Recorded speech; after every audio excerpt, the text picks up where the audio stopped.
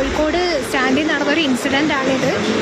രാത്രി വെളുപ്പിന് 1:23 ആയപ്പോൾ നടന്നാണ്. KSRTC ടെർമിനലിൽ ബസ് കാത്തു നിന്ന യാത്രക്കാരുടെ തലയിലേക്കാണ് ജിപ്സം സീലിംഗ് അടർന്നു വീണത്. ഏതായാലും അതൊരു അതിഗുരുതരമായ സാഹചര്യം തന്നെയാണ് ടെർമിനലിലുള്ളത്. നമ്മളിപ്പോൾ ഈ ദൃശ്യങ്ങളിൽ കാണുന്നത് ടെർമിനലിൻ്റെ 1-ാം നിലയിൽ നിന്നുള്ള കാഴ്ചകളാണ്. അതായത് യാത്രക്കാരുടെ തലയിലേക്ക് അടർന്നു വീണത് താഴത്തെ നിലയിലാണ്. എൻ്റെ മുകളിലേക്ക് കൂടി നമ്മളൊന്ന് വന്ന് സ്ഥിതിഗതികൾ പരിശോധിക്കുകയാണ്. ഇവിടെ നോക്കുക എന്തൊരവസ്ഥയാണ് ഈ ഒരു കെട്ടിടത്തിൻ്റെ ഇതെന്നത്. സീലിംഗ് ഇങ്ങനെ അടർന്നു വീണ് തവിട് പൊടിയായി കിടക്കുകയാണ്. ഒപ്പം തന്നെ ഈ ചോർച്ച ഉണ്ട് എന്ന് നമുക്ക് തോന്നുകയാണ്. അല്ലെങ്കിൽ മഴ പെയ്ത് ജനാലകളിലൂടെ വെള്ളം അടിച്ചകത്തേക്ക് ഒരുപാട് കയറിയിട്ടുണ്ട് എന്നതാണ് സ്ഥിതി. കാരണം ഇവിടെയൊക്കെ ഇങ്ങനെ വെള്ളക്കെട്ട് ചെറിയ രീതിയിൽ കാണാനും കഴിയുന്നുണ്ട്. അതുകൊണ്ട് തെന്നലുണ്ട്, വീഴാതെ സൂക്ഷിക്കുക എന്ന മുന്നറിയിപ്പ് ബോർഡ് ഇവിടെ വച്ചിരിക്കുകയാണ്. ഇനി നമ്മൾ ഈ 1-ാം നിലയിൽ നിന്ന് നേരെ താഴേക്ക് അപകടമുണ്ടായ സ്ഥലത്തേക്ക് ഇറങ്ങിപ്പോവുകയാണ്. ഈ ടെർമിനൽ നിർമ്മിക്കുന്നത് കോടികൾ ചിലവഴിച്ചാണ്. ഒരു വലിയ വ്യാപാര സമുച്ചയം എന്നതായിരുന്നു ലക്ഷ്യം.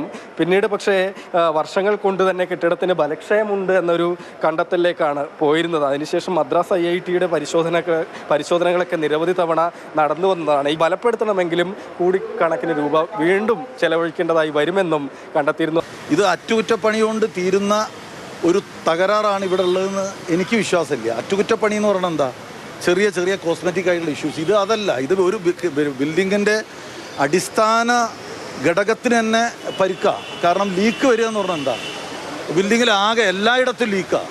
ഈ രീതിയിൽ എത്ര കാശ് ചിലവാക്കി റിപ്പയർ ചെയ്താലും ഇത് സമീപ ഭാവിയിൽ തന്നെ ഇങ്ങനെ ആവുമെന്നുള്ളതാണ് എൻ്റെ ബോധ്യം. ഞാൻ തീർച്ചയായിട്ടും ഈ കമൻറ്റ്, ഈ അഭിപ്രായം ഞാൻ മന്ത്രിയുടെ ശ്രദ്ധയിൽ ഇവിടുന്ന് ഇറങ്ങിയ ഉടനെ തന്നെ പറയുകയും ചെയ്യും.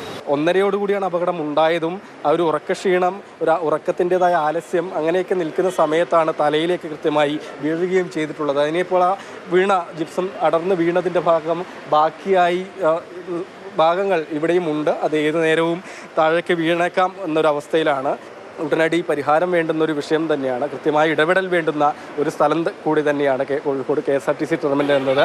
കോഴിക്കോട് നഗരമധ്യത്തിലിങ്ങനെ കൃത്യമായ ഒരു എന്താണോ ഉദ്ദേശിച്ചത് അതിൻ്റെ ഒരു ലക്ഷ്യത്തിലേക്ക് എത്തിക്കാൻ കഴിയാത്തൊരു സ്മാരകം എന്ന രീതിയിലാണ് ഓരോ തവണ ഇതിനെ വിശേഷിപ്പിക്കാറുള്ളത്. അങ്ങനെയുള്ളൊരു സ്ഥലത്താണ് ഏതായാലും യാത്രക്കാരുടെ തലയിലേക്ക് ജിപ്സം സീലിംഗ് കൂടി അടർന്നു വീണിട്ടുള്ളത്.